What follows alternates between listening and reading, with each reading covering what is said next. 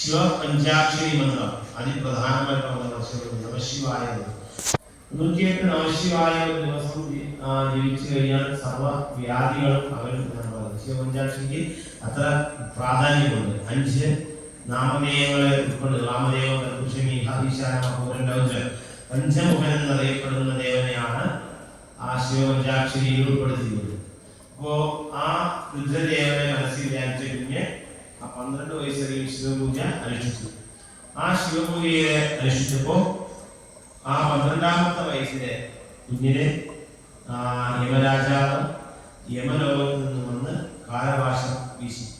ആ കാലഭാഷം ഭഗവാന്റെ കഴുത്തിൽ വീഴുകയും ഭഗവാന്റെ തൃക്കണ്ണു തുറന്ന് യമനെ ഭസ്മമാക്കി, അതായത് കാലപുരിക്ക് അയച്ചു. അപ്പോ ആ ഭഗവാന്റെ തൃക്കണ്ണു തൃക്കണ്ണിൽ നിന്ന് വരുന്നത് അഗ്നിയാണ്. ആ ഭഗവാന്റെ തൃക്കണ്ണ് തുറന്ന് മൃത്യു ദേവനെ, അതായത് മൃത്യു സംബന്ധമായിട്ടുള്ള ദേവന ഇല്ലാതാക്കി. അതാണ് മൃത്യുഞ്ജയ എന്ന പേര് ഭഗവാന് കിട്ടിയത്. അതായത് മൃത്യു ആ യമരാജാവിനെ ഭസ്മമാക്കി. ഭഗവാന്റെ തൃക്കണ്ണ് തുറന്ന് യമരാജാവിനെ ഭസ്മമാക്കുകയും യമനെ കാലപുരിക്ക് അയക്കുകയും ചെയ്തു. അങ്ങനെ ചെയ്ത ദേവനെയാണ് മൃത്യുഞ്ജയ എന്ന പേര് കിട്ടിയിരിക്കുന്നത്. കാരണം ഈ മൃത്യുഞ്ജയത്തിന്റെ ഒരു പൂജ നടത്തുമ്പോൾ ആ മൃത്യുഞ്ജയത്തിന്റെ സാരാംശം നമ്മൾ മനസ്സിലാക്കണം. അപ്പൊ നമ്മള് പൂജയിൽ ഇരുന്നാൽ മാത്രം പോരാ, ആ പൂജാവിധിയുടെ കാര്യങ്ങളും ആ പൂജ എന്താണ് ചെയ്യുന്നതെന്നും അതിന് നമുക്ക് എന്തൊക്കെയാണ് ഫലം കിട്ടുകയും എന്ന് പറയുക. അതായത് അത് മാറിയെങ്കിൽ ആ മൃത്യുഞ്ജയ ഹോമത്തിന്റെ സാരാംശം തന്നെ 7 ദ്രവ്യങ്ങളെയാണ് ഇവിടെ നമ്മൾ ഹോമിക്കുന്നത്. 7 ദ്രവ്യങ്ങൾ എന്ന് പറയുമ്പോൾ ചമത, പേര, അമൃതവള്ളി, അറുകുമ്പുല്ല്, പാല്, പാൽപായസം, നെയ്യ്, എള്ള്, അങ്ങനെ 7 ദ്രവ്യങ്ങളാണ് ഹോമിക്കുന്നത്. ഈ 7 ദ്രവ്യങ്ങൾക്കും പച്ചമരുന്നുകളാണ്, ഔഷധ സസ്യങ്ങളാണ്. ഈ ഔഷധങ്ങളെ കൊണ്ട് ഭഗവാനെ പ്രീതിപ്പെടുത്തുന്നു. 144 സംഖ്യ വെച്ച് ആ ഹോമാഗ്നിയിൽ അഗ്നിയിലോട്ട് ഹോമിക്കുകയാണ്. അഗ്നിയോട്ട് ഹോമിക്കുമ്പോഴാണ് ആ മൃത്യു സംബന്ധമായിട്ടുള്ള ദോഷശാന്തി, രോഗാരിഷ്ട ഒക്കെ മാറി സർവ്വ ഐശ്വര്യങ്ങളും ഉണ്ടാകുന്നത്.